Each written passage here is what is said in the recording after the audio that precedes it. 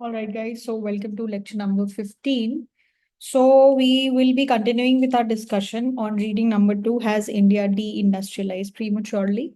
So, lecture number 14 was also talking about that. तो उसमें हमने बेसिक प्रेमाइस दिया था कि डी इंडस्ट्रियलाइज क्या होता है, उसकी नेचुरल प्रोसेस क्या है और what is the situation that is going on in India, उस चीज को एनालाइज करने के लिए we started looking at the output and we also started looking at the employment.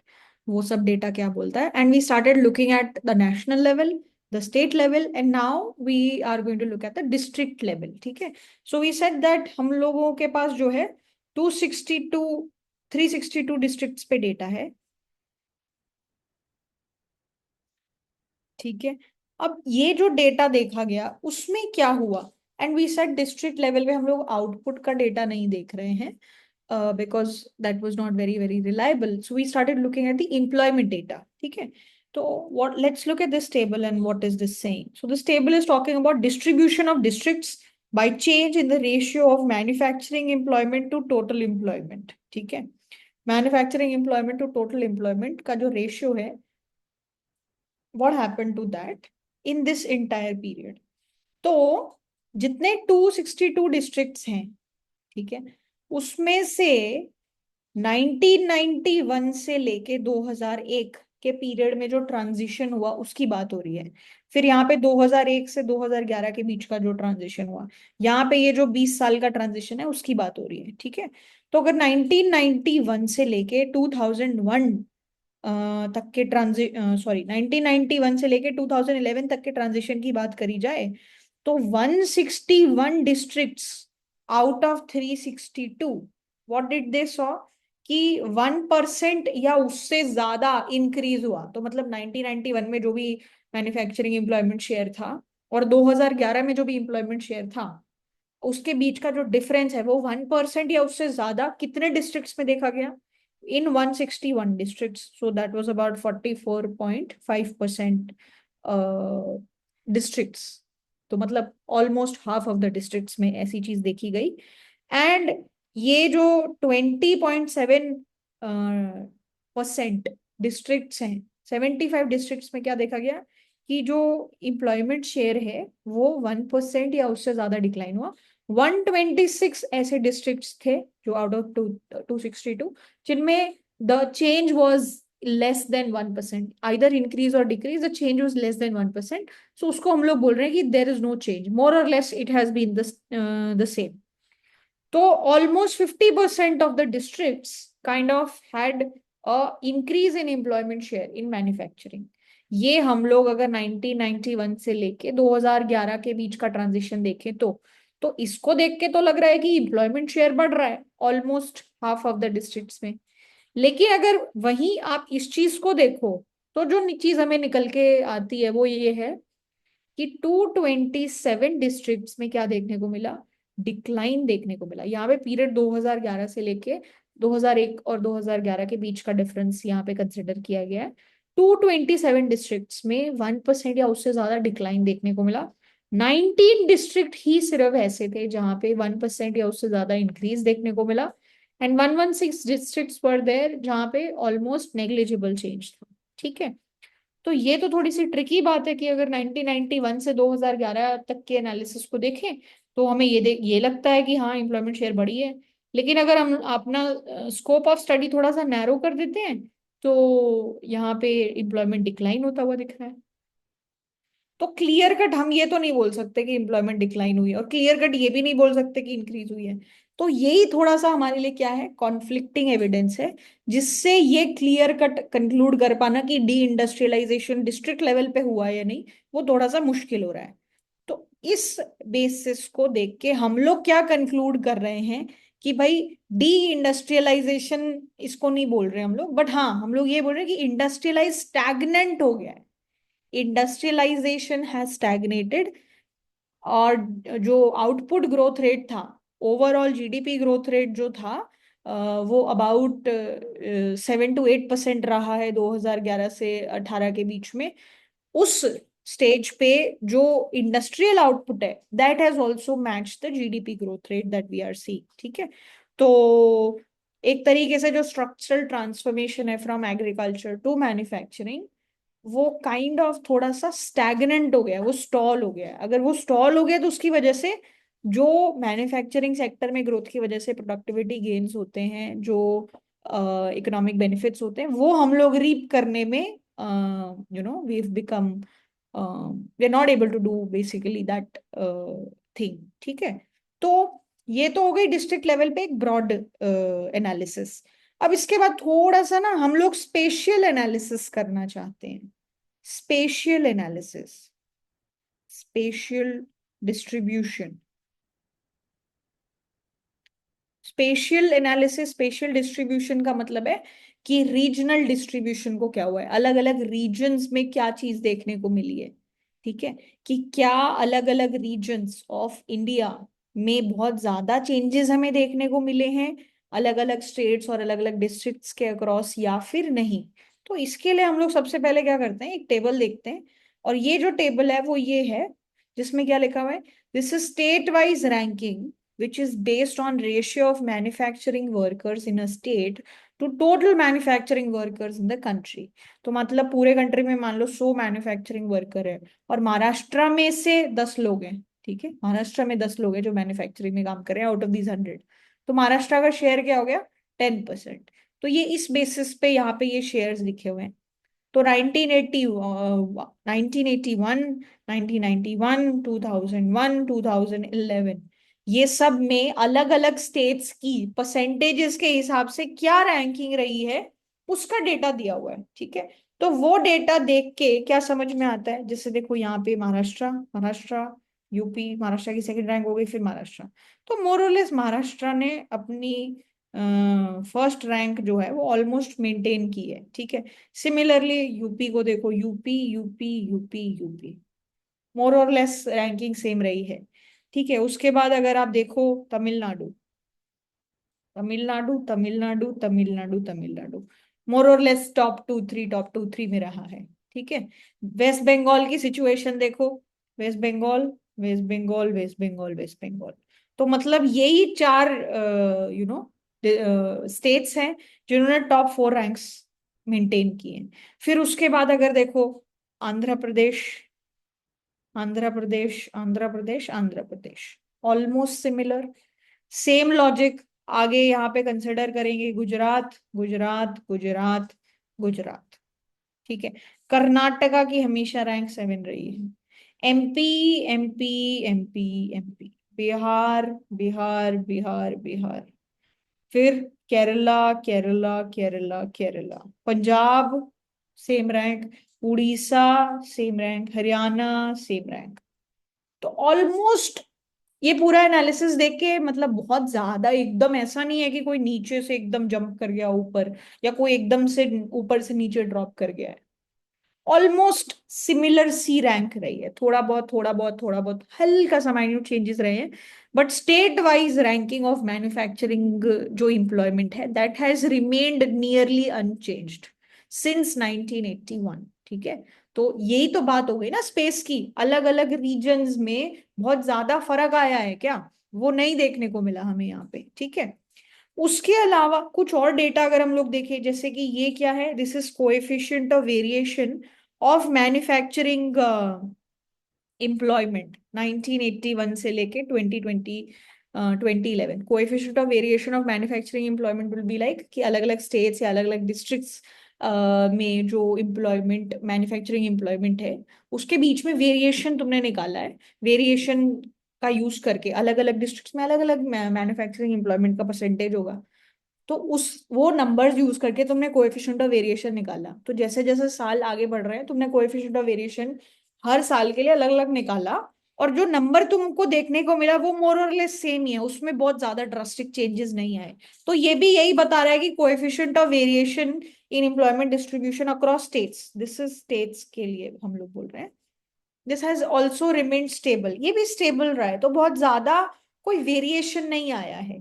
ठीक है, थ्रू दिस ऑल्सो। उसके अलावा अगर आप अलग अलग स्टेट्स की रैंकिंग देखो, उससे रैंक कोरिलेशन निकालो कि अलग अलग रैंक अगर इस साल की रैंक ही है तो अगले साल की रैंक, उसके बीच में कोरिलेशन अगर निकाला तो वो कोरिलेशन भी ऑलमोस्ट 0.99 आया, मतलब ऑलमोस्ट परफेक्ट रिलेशनशिप। पिछले साल की जो रैंक है वही अगले साल रिपीट होने वाली है, वही अगले साल रिपीट होने वाली है। This much high correlation means that. तो ये सारी चीजें किस तरफ पॉइंट आउट कर रही हैं कि जो स्पेशल डिस्ट्रीब्यूशन है स्टेट लेवल पे कुछ बदलाव हुआ नहीं है।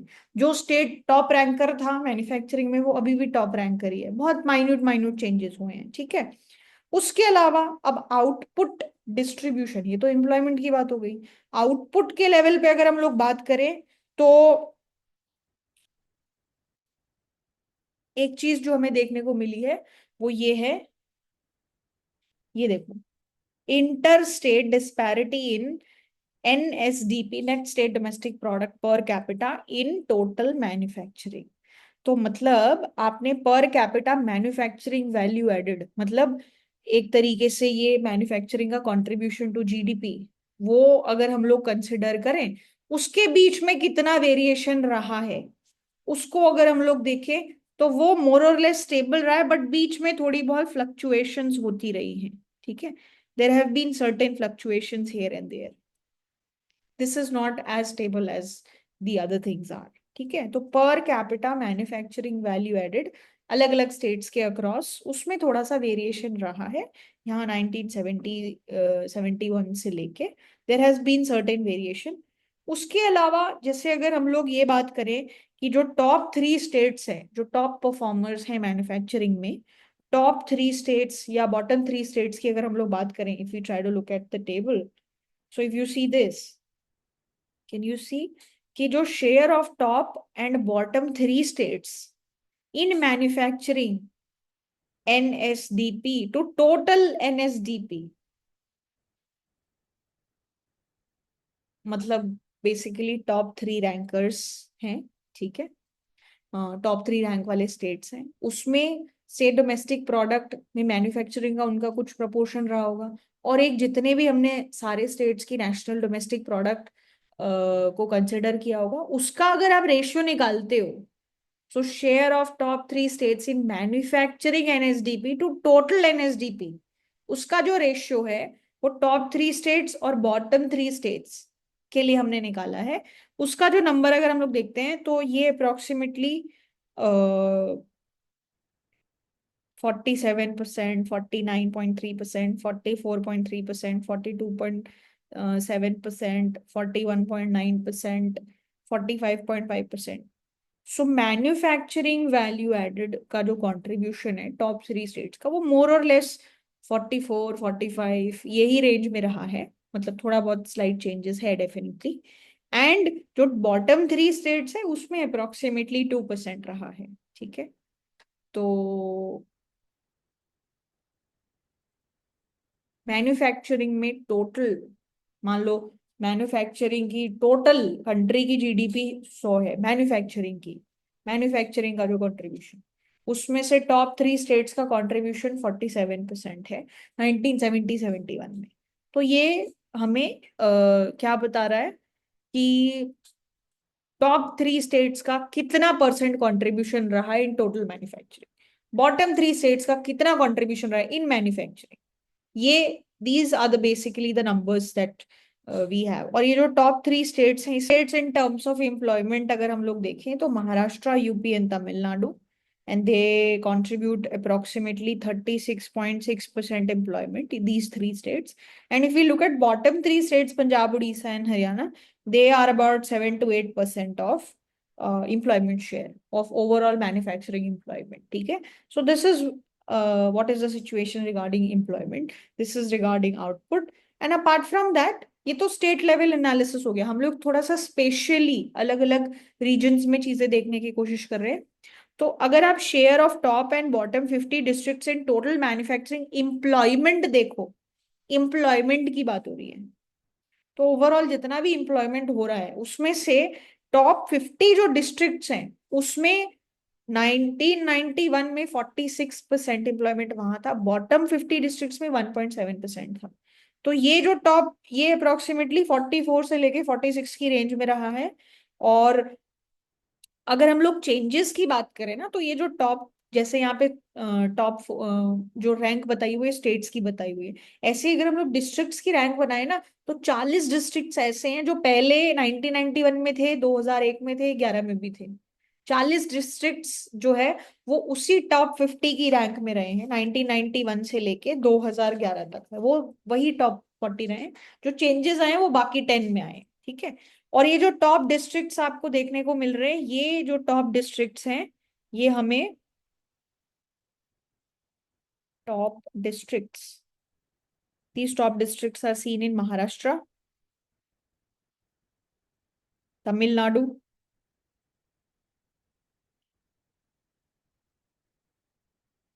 and Gujarat.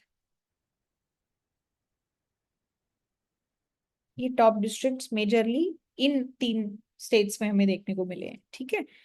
तो ये जितना भी हमने अलग अलग टेबल्स देखी हैं, ये टेबल, ये डिस्ट्रिक्ट वाली टेबल, स्पेशल डिस्ट्रीब्यूशन की जितनी भी टेबल्स देखी हैं, वो हमें क्या इंडिकेट कर रही हैं कि मैन्युफैक्चरिंग आउटपुट और मैन्युफैक्चरिंग एम्प्लॉयमेंट कुछ स्पेसिफिक स्टेट्स और कुछ स्पेसिफिक डिस्ट्रिक्ट्स में ही रेस्ट्रिक्टेड है, बहुत कॉन्सेंट्रेटेड है few states, and majority of those few states have majority of those districts, right. तो ऐसा कुछ बहुत ज्यादा स्पेशल डिस्ट्रीब्यूशन देखने को नहीं मिला है, एटलीस्ट स्टेट लेवल पे तो ऐसा ही देखने को मिल रहा है। और डिस्ट्रिक्ट लेवल की भी अगर बात करें तो उतने ज्यादा चेंजेस देखने को नहीं मिले हैं, ठीक है। कि मेजोरिटी जहां पे हो रहा था अभी भी वहीं पे है, रैंकिंग्स ऑलमोस्ट मेंटेन्ड है, things haven't really changed. But अगर इसी चीज को हम लोग कॉन्ट्रास्ट करें with other nations like China, वहां पे जब इंडस्ट्रियलाइजेशन हो रहा था तो there was a lot of relocation that was happening. कि पहले इंडस्ट्रियलाइजेशन के पहले मेजरली जो एक्टिविटीज थी वो नॉर्थर्न और ईस्टर्न प्रोविंसेस में होती थी, and then later on they started shifting to south eastern coastal regions in China. China की बात करें तो चाइना में स्पेशल रीडिस्ट्रीब्यूशन हुआ था, स्पेशल रिलोकेशन हुआ था बिकॉज ऑफ इंडस्ट्रियलाइजेशन। बट इस तरीके का प्रोसेस इंडिया में हमें नजर नहीं आ रहा है। जिनकी रैंक्स जैसी थी वो ऑलमोस्ट वैसे ही मेंटेन्ड है, so there is no special redistribution that is happening, ठीक है। तो ये स्पेस के हिसाब से हमने बात करी। अब हम लोग ये भी देखने की कोशिश करें कि इंडस्ट्री लेवल पे क्या चेंजेस हुए हैं, what are the changes that have happened at industry level.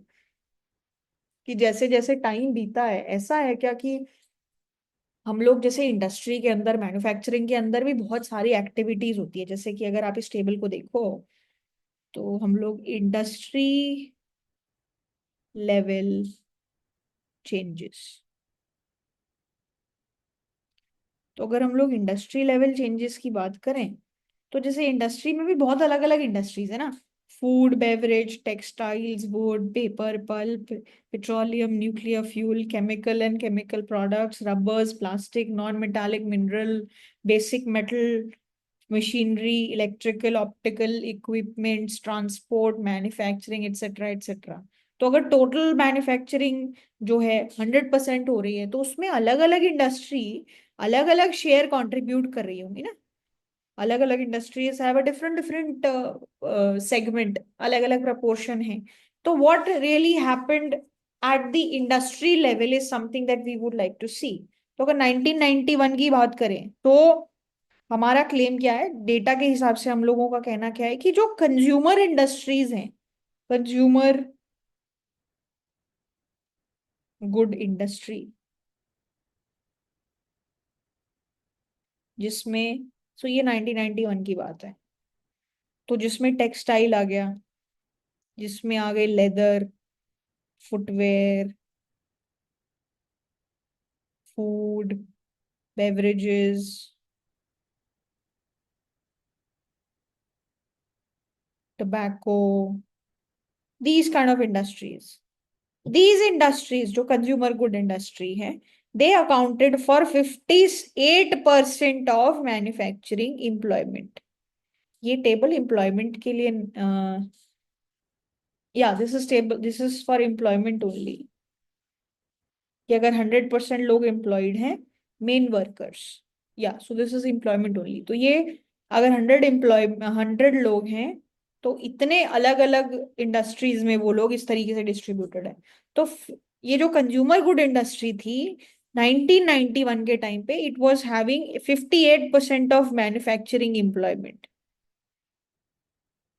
And by 2011 the same industry का साइज जो है increase to 66% in manufacturing employment. ठीक है, ये कंज्यूमर फूड इंडस्ट्री जो है वो काफी लेबर इंटेंसिव होती है, लेबर इंटेंसिव, जो अप्रोक्सीमेटली 67% मैन्युफैक्चरिंग वर्कर्स को एम्प्लॉय करती हैं, जो कि यहाँ पे 66 लिखा हुआ है। एंड इनका contribution to GDP, contribution to manufacturing output is about 28% to industrial production, कि अगर जितना भी इंडस्ट्रियल आउटपुट प्रोड्यूस हो रहा है उसमें से 28% कंट्रीब्यूशन इस इंडस्ट्री से आ रहा है। लेकिन एम्प्लॉयमेंट के मामले में ये काफी हाई है, तो because they are highly labour intensive, तो हाईली लेबर इंटेंसिव है तो एम्प्लॉयमेंट ज्यादा है, लेकिन इंडस्ट्रियल प्रोडक्शन में जो कंट्रीब्यूशन है इन टर्म्स ऑफ प्रोडक्शन वो कम है, इंडस्ट्रियल प्रोडक्शन। ठीक है, so this is what is the situation, and majority of these industries are concentrated in Tamil Nadu, UP, Gujarat, West Bengal, Maharashtra। एक और trend जो हमने देखा यूजिंग दिस ओनली, वो ये है कि there has been a decline in metals and machinery industry। there is a decline in metal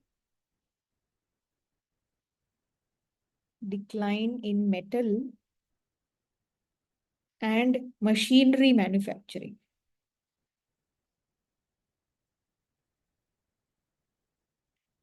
machinery and metal manufacturing में डिक्लाइन होता हुआ देखने को मिल रहा है। तो share of metal and machinery industry, जिसमें basic metals, fabricated metals, electrical equipment, transport equipment, ये सब आ जाते हैं, उसका शेयर 1991 में एम्प्लॉयमेंट के टर्म्स में 18% था, और 19 और 2011 आते आते दिस बिकेम 11%, दिस बिकेम 15%। ठीक है, तो बेसिकली इससे यही समझ में आता है कि जो शिफ्ट है ना वो कंज्यूमर, वो कहाँ से कहाँ तक जा रहा है। ये सब गुड्स को हम लोग कैपिटल गुड्स की कैटेगरी मानते हैं, कि कैपिटल गुड्स के प्रोडक्शन से ना फोकस कंज्यूमर गुड्स के प्रोडक्शन पे जा रहा है, कैपिटल गुड्स से कंज्यूमर गुड्स की तरफ फोकस जा रहा है। ट्रेडिशनली क्या होना चाहिए, यूजुअली क्या होना चाहिए, जब इकोनॉमी इंडस्ट्रियलाइज कर रही होती है तो क्या होता है कि वो जो उनका share of metal and machinery manufacturing है वो बढ़ना चाहिए जितना इकोनॉमी ग्रो करती है। अन वो ग्रो होता है, और उसके बाद जब इकोनॉमी एक लेवल पे आ जाती है फिर वो कंज्यूमर गुड्स की तरफ मूव करना शुरू करती है। बट हमारी वो स्टेज आई नहीं है, लेकिन हमारा शिफ्ट कंज्यूमर गुड्स की तरफ हो रहा है, यहाँ पे हमारा शिफ्ट कम होता जा रहा है। तो इससे कहीं ना कहीं, अगर आपको वो बात याद हो जो डैनी रॉड्रिक का आर्ग्यूमेंट था, कि जब कोई इकोनॉमी डेवलपिंग और वो अपने बॉर्डर्स ओपन कर देती है तो क्या सिचुएशन हो जाती है, देयर इज इम्पोर्ट सब्स्टिट्यूशन। उसके लिए जो इंडस्ट्री बनी हुई थी, तो मैन्युफैक्चरिंग में जो आप इन हाउस बना रहे थे, अब उस पर टेंडेंसी क्या है, वो सब इम्पोर्ट होने लग गया। So this is what we kind of see, because there is a lot of import dependency after the 1991 LPG policies that have been implemented। तो टिपिकली अगर हम लोग ये देखें कि इंडिया की जो मेटल और मशीनरी का जो एम्प्लॉयमेंट शेयर है वो आधा भी नहीं है जितना अदर साउथ एशियन इकोनॉमीज का है। जैसे साउथ कोरिया में 28% manufacturing workers are in metal and machinery employment, Taiwan में 33%, बट इंडिया में उसका आधा भी नहीं है इन दिस पर्टिकुलर सेक्टर। ठीक है, so this is not a good thing, कि जब ट्रेडिशनली जो आर्ग्यूमेंट है वो ये है कि जब इकोनॉमी ग्रो करती है तो ये वाला सेक्टर ग्रो करता है, which is essentially saying that there is more investment going on in capital goods. But हमारे साथ सिचुएशन ऐसी हो रही है कि कैपिटल गुड्स में इन्वेस्टमेंट नहीं बढ़ रही, कैपिटल गुड्स में एम्प्लॉयमेंट शेयर नहीं बढ़ रहा, बल्कि कंज्यूमर गुड्स में there is growing demand that is happening. अब इसके लिए क्या पॉसिबल रीजंस हो सकते हैं कि ये डिक्लाइन क्यों हो रहा है? तो डिक्लाइन, एक तो रीजन ये हो सकता है कि भाई तुम बहुत ज्यादा प्रोडक्टिव हो रहे हो, कि एम्प्लॉयमेंट फॉल हो रहा है फिर भी आउटपुट नहीं फॉल कर रहा। एक पॉसिबिलिटी हो सकती है that there is productivity growth that is happening, so इसकी वजह से तुमने आउटपुट तो मेंटेन किया हुआ है लेकिन एम्प्लॉयमेंट शेयर कम हो गया if you are more productive. दूसरी बात जो है वो ये देखने को मिली है कि जो मेटल या उससे रिलेटेड मशीनरी रिलेटेड इंडस्ट्री है उसमें ग्रोथ रेट फॉल करी है, जिसकी वजह से एम्प्लॉयमेंट भी फॉल हो गया है। जिस तो बेसिकली यही कुछ आर्ग्यूमेंट्स दे सकते हैं, क्योंकि डेटा तो हमारे पास एम्प्लॉयमेंट का, उसके बेसिस पे हम लोग ये आर्ग्यूमेंट दे रहे हैं। ठीक है, तो decline in capital good industry is basically leading to employment share. और यही एक्चुअली जो there is some data on capital and intermediate goods in India. So, you know, the weight of capital and intermediate good in industrial production, उसके लिए जो data है which is through index of industrial production, जो बताता है कि industrial production में किस किस तरीके के कंपोनेंट्स का कितना कितना कंट्रीब्यूशन है। सो आईआईपी इसको बोलते हैं index of industrial production, index of industrial production. तो उसमें भी ये जो इंडस्ट्री है जिसमें कैपिटल और इंटरमीडिएट गुड्स की बात करें, तो उसका जो शेयर है वो 1993-4 के 1993-94 के अंडर उसका शेयर 35.5 था of what, the weight of capital and intermediate goods.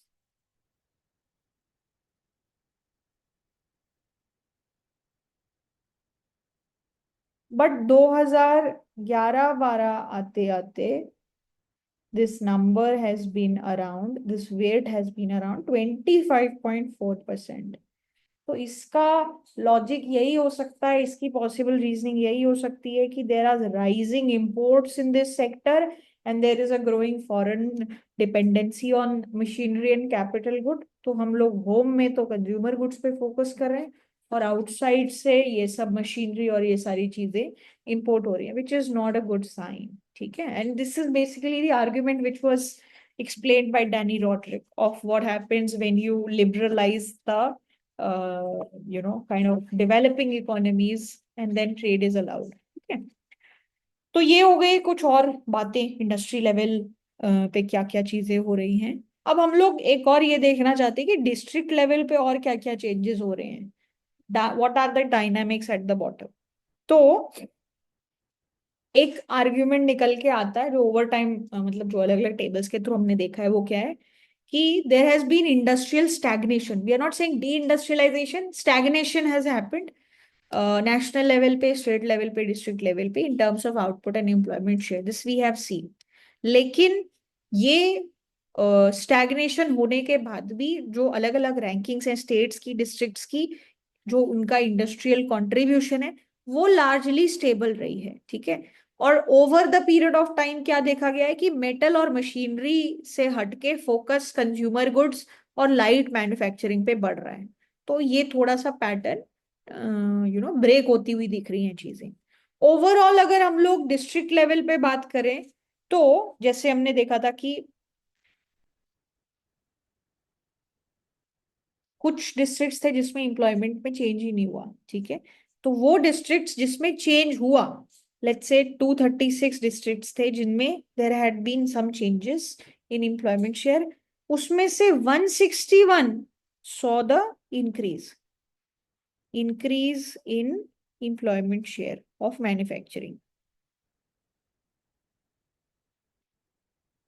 ये तो हमने टेबल से ही देखा था। अब विद इन दीज ना जिसमें इंक्रीज देखा गया है, ये मोस्टली डिस्ट्रिक्ट्स कहाँ देखे गए? These mostly these districts were seen in northern and eastern India. तो ये जो इंक्रीज इन एम्प्लॉयमेंट शेयर रहा है, वो जो मेजोरिटी ये जो 161 161 डिस्ट्रिक्ट्स जहाँ पे इंक्रीज इन एम्प्लॉयमेंट शेयर देखने को मिला है, वहां पे हमने क्या देखा कि मेजॉरिटी ये जो इंक्रीज है वो नॉर्दर्न स्टेट्स में हो रहा है या फिर वो ईस्टर्न स्टेट्स में हो रहा है, जो कि हब नहीं है मैन्युफैक्चरिंग का। Typically they are not the hub of manufacturing. तो ये हब ऑफ मैन्युफैक्चरिंग नहीं है, टिपिकली इंडस्ट्रियल हब्स नहीं है ये, लेकिन ग्रोथ यहाँ पे देखने को मिल रही है। तो इसका जो एक्सप्लेनेशन है वो इस चीज पे लाई कर सकता है कि मैन्युफैक्चरिंग अलग अलग रीजन्स में किस तरीके से हो रही है। तो टिपिकली हाउस होल्ड मैन्युफैक्चरिंग हो सकती है, हाउस होल्ड मैन्युफैक्चरिंग हो सकती है, और नॉन हाउस होल्ड मैन्युफैक्चरिंग हो सकती है।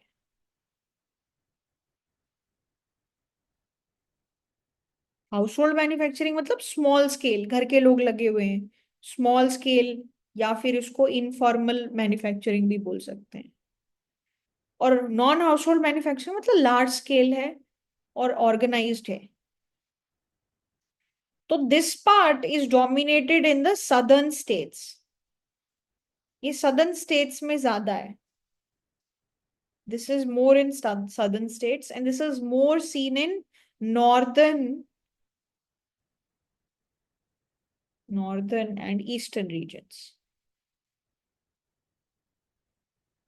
And eastern regions. ये ईस्टर्न रीजन नॉर्दर्न रीजन्स में ज्यादा हमें देखने को मिला है। ठीक है। तो हमें क्या पता है कि ये जो नॉन हाउस होल्ड मैन्युफैक्चरिंग है वो थोड़ी सी ज्यादा प्रोडक्टिविटी रहती है इसमें। क्यों? क्योंकि ये हाईली प्रोडक्टिव है, सेंट्रलाइज्ड है, ऑर्गेनाइज्ड है, बहुत सारे जो चेंजेस करने की नीड है वो एक लार्ज स्केल पे लिए जा सकते हैं। तो ये सेक्टर में आउटपुट हो सकता है डेफिनेटली ग्रो किया हो, लेकिन एम्प्लॉयमेंट नहीं ग्रो किया। This is because of productivity reasons. Non household manufacturing में क्या होता है, there is typically higher productivity. That is why कि we may not see lot of changes in employment. Output grow कर रहा है, but if you are more productive, lesser number of people or the same number of people can implement it. And household manufacturing में क्या रहता है, it's not that productive, right? So these kind of places जहाँ पे house hold manufacturing ज्यादा होती है, अगर वहां पे थोड़ा बहुत एम्प्लॉयमेंट बढ़ रहा है, so that could either be because of low productivity और इट कुड बी बिकॉज कि थोड़ा बहुत अगर मैन्युफैक्चरिंग इन रीजन्स में बढ़ती है तो वो सेम लेवल ऑफ लोगों के साथ नहीं इम्प्लीमेंट की जाएगी। They will need to hire more people and that is precisely why जो मेजर चेंजेस इन एम्प्लॉयमेंट है वो आप इन रीजन्स में देख रहे हो रादर देन दीज रीजन्स। ठीक है। सो ये बेसिकली एक पॉसिबल रीजन हो सकता है in terms of why all these changes are specifically seen in these regions. ठीक है। तो अब जैसे और स्पेसिफिक अगर हम लोग एग्जांपल लें, जैसे कि बरेली जो कि यूपी में है, इनकी अगर हम लोग रैंक देखें इन टर्म्स ऑफ मैन्युफैक्चरिंग, तो उसमें काफी इंप्रूवमेंट हुआ। 163 से 162 से 1991 में इनकी रैंक 43 हो गई 2011 में। मैन्युफैक्चरिंग एम्प्लॉयमेंट की अगर हम लोग बात कर रहे हैं, ठीक है, तो manufacturing employment grew at an annual rate of what 7.4%। Similarly, there are other regions like Muradabad and Aligarh in UP. They also experienced a lot of growth and they have also moved into top 50 industrial districts in 2011. तो ये जो changes हैं वो सब northern states में देखने को मिल रहे हैं, ईस्टर्न एंड नॉर्दर्न। ठीक है। वाराणसी जहाँ पे टिपिकली हैंडलूम, सिल्क, साड़ीज ये सब जो है, इनका वाराणसी में एम्प्लॉयमेंट शेयर डिक्रीज होता हुआ दिखा है 23% इन 1991 से लेके 19.1% इन 2011। तो कई जगह पॉजिटिव चेंजेस देखे गए हैं, कई जगह नेगेटिव चेंजेस देखे गए हैं। जैसे कि places like Dhanbad which is in Jharkhand, earlier part of Bihar, that also saw a reduction in what? That also saw a reduction in manufacturing employment share, जो कि 1991 में it was about 13.4% and it became 10.2% in 2011. तो ये सब possibility या ये सब reasons क्या, what could be the potential reasons for all these kind of changes is there is a rising localization of manufacturing activities. एक ही जगह पे सेंट्रलाइज होने की कोशिश हो सकती है। लोकलाइजेशन बहुत ज्यादा स्प्रेड आउट नहीं होगा। जैसे ये एरिया है, यहाँ पे किसी ने अपनी कंपनी सेटअप कर दी तो अगली कंपनी आसपास ही सेटअप होगी, ना कि बहुत ज्यादा दूर दूर जगह पे। This is what we are seeing localisation.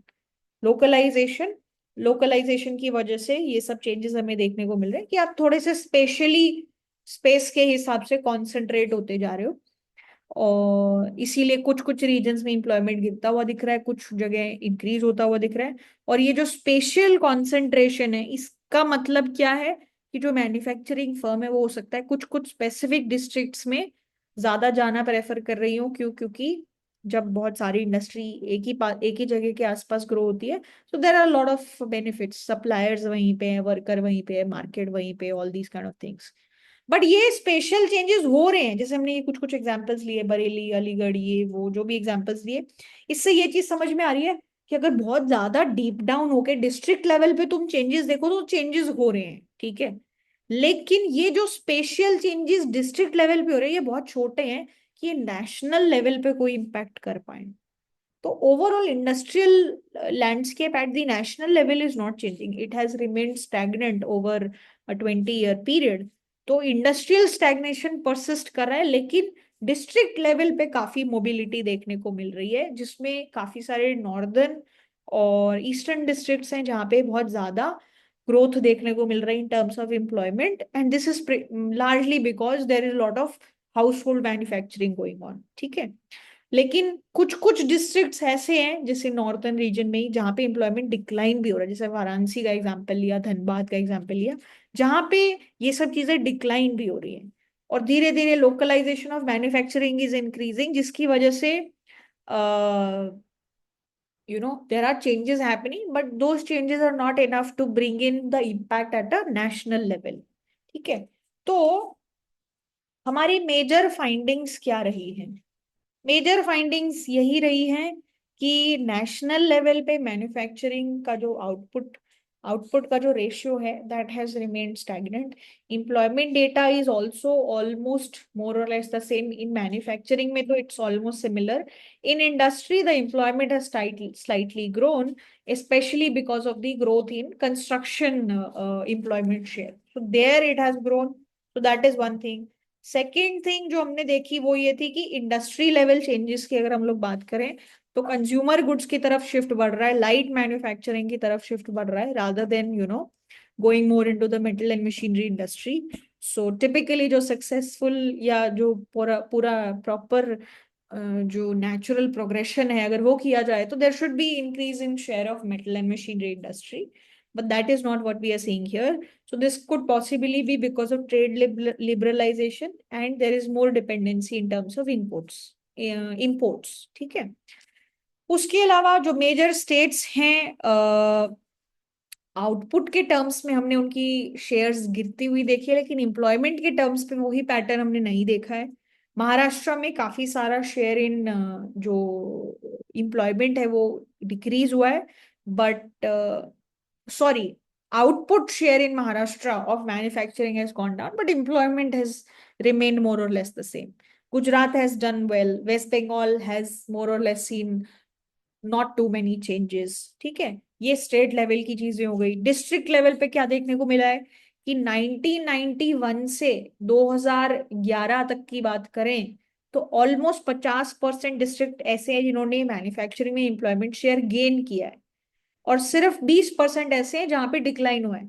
लेकिन अगर यही पूरा टाइम पीरियड 2001 से 2011 का छोटा टाइम स्पेन के लिए देखो जो रिसेंट है, वहां पे क्या देखने को मिला है कि डी इंडस्ट्रियलाइजेशन मतलब decrease in employment share in manufacturing, ये ऑलमोस्ट 62% डिस्ट्रिक्ट्स में देखने को मिला है। तो ये थोड़ा सा अनइवन इंडस्ट्रियल परफॉर्मेंस की तरफ पॉइंट आउट कर रहा है, and that is precisely why this is contradictory also. इसलिए हम लोग ये नहीं बोल सकते कि डी इंडस्ट्रियलाइजेशन हुआ है, बट हाँ हम लोग स्टैग्नेशन की तरफ डेफिनेटली आ गए हैं। उसके अलावा स्पेशियल टर्म्स में, स्पेस रीजन के टर्म्स में क्या हुआ है, तो there is a growing tendency towards localization. Northern और ईस्टर्न रीजन्स में ज्यादा ग्रोथ देखने को मिली है, जहां पे बेसिकली हाउस होल्ड इंडस्ट्री है, स्मॉल स्केल पे चीजें चल रही हैं। सदर्न और वेस्टर्न जो स्टेट्स हैं वो अभी भी डोमिनेट कर रहे हैं लार्ज स्केल मैन्युफैक्चरिंग के लिए। चाइना में जैसा देखने को मिला था कि there are some changes that are happening, regional changes, when the economy was industrialising, तो रीजनल डिस्ट्रीब्यूशन बदल रहा था, but that is not what is seen in India. तो what is the conclusion of all this discussion? That India has not deindustrialized, but there has definitely been stagnation. और industrial output almost उसी rate से grow कर रहा है जिससे GDP growth rate है। There are certain signs of spatial specialization at district level, but जो अलग अलग स्टेट्स हैं उनकी रैंकिंग्स में ज्यादा बदलाव नहीं देखने को मिला है। और हम लोग एक बॉर्डर लाइन सिचुएशन पे अभी खड़े हैं कि अभी हम लोग डी इंडस्ट्रियलाइज करेंगे कि नहीं करेंगे, या can we regain this path. But in order for us to grow at a good rate, for us to achieve a greater growth rate, for us to have more people employed in proper places and they not ending up in informal settings or unemployed, there is a need for reviving the manufacturing sector in the economy. So हम लोग एक borderline case में हैं अभी, and there is a need for programs like Make in India and all these things, so that there is a job generation that can happen, and there is a revival of the share of manufacturing in GDP that we can have, so that we can also achieve faster growth rates. Okay, so this is the entire discussion and conclusion regarding this. इसके बाद the next thing that we'll do is a third reading, which is by Rupa Chanda, based on India's service sector. So that is what we'll be doing in the next session. Yeah. Okay. All right. Thank you guys. Take care.